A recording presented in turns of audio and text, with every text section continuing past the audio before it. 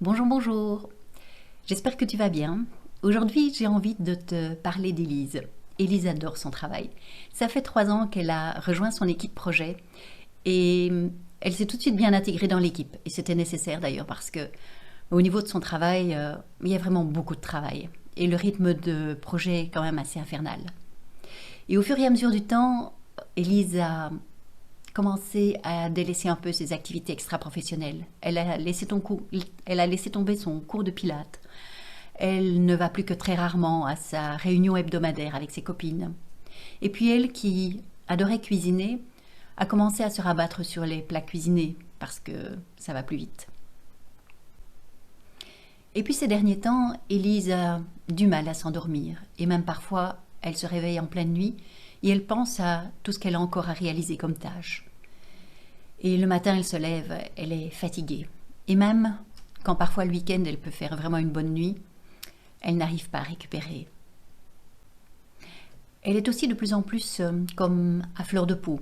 Quand on lui fait une remarque, elle a directement les larmes qui lui montent aux yeux. Ou alors, elle explose carrément de colère. Et puis aussi, elle se rend compte ces derniers temps qu'elle a régulièrement mal au dos. Elle a même presque pris un abonnement chez son ostéopathe. Ce matin, comme tous les matins, Élise veut se lever pour aller travailler. Et là, pas moyen de se lever. Son corps refuse de se lever. Elle ne comprend pas. Et là, couchée dans son lit, elle retrace dans sa tête ces 3 dernières années. Comment en est-elle arrivée là? C'est vrai qu'elle a vraiment tout donné dans son job. N'osant jamais dire non quand on lui donnait des tâches en plus. Cherchant à répondre aux attentes de son manager. Elle qui adorait son travail, elle se rend compte qu'il l'a usée. Te reconnais-tu dans cette situation d'Élise, d'être comme ça, à fond dans ton travail, stressée en ayant délaissé tes activités extra-professionnelles, en ayant moins de contact avec ta famille peut-être, tes amis, ayant laissé tomber tes hobbies? Et si c'est le cas, je t'invite à prendre un tout petit peu de recul par rapport à ta situation. Notre corps a besoin d'un certain équilibre au niveau de son énergie vitale. Alors il peut y avoir des tâches qui sont stressantes, qui nous mangent notre énergie, qui nous conviennent moins parce qu'on ne les aime pas. Et à côté de cela, il est vraiment nécessaire d'avoir d'autres tâches qui nous nourrissent, qui nous apportent de l'énergie, du plaisir, de manière à conserver un équilibre au niveau de notre corps. Parce que le fait d'être soumis à un stress constant, mais au départ, le corps, il va accepter, il va rien dire. Et au fur et à mesure du temps, il va commencer à rouspéter. Et le langage du corps, ce sont les mots. M-A-U-X. Et donc, le corps va commencer à s'exprimer en générant des problèmes de sommeil, par exemple, des douleurs par-ci, par-là, le dos, problèmes de digestion, une sensibilité à fleur de peau, par exemple. Et il est vraiment important de réagir avant qu'il ne soit trop tard, avant d'arriver à un épuisement professionnel, ce qu'on appelle le burn-out.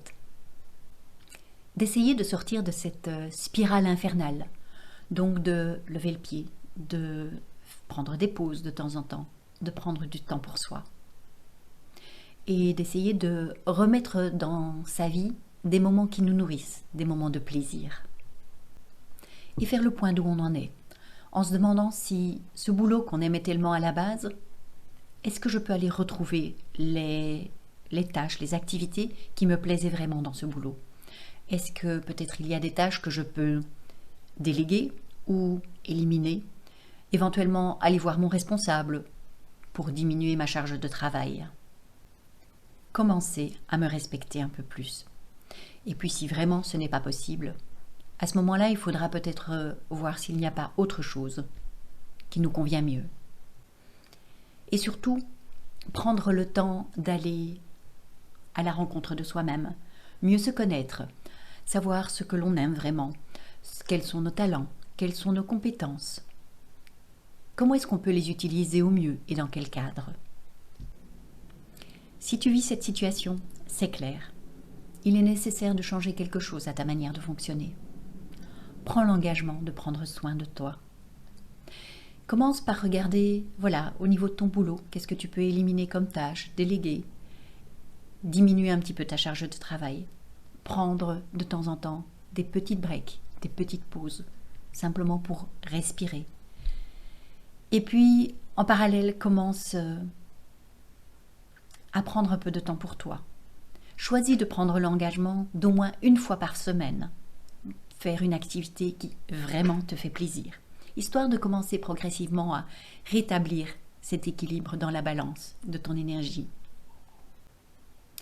Et pour t'aider à calmer ton mental, si tu le souhaites, tu peux aller sur mon site, télécharger gratuitement un e-book que j'ai créé avec 9 astuces pour t'aider à calmer ton mental. Des petits exercices de 3 minutes qui vont te permettre de faire une petite pause dans ta journée.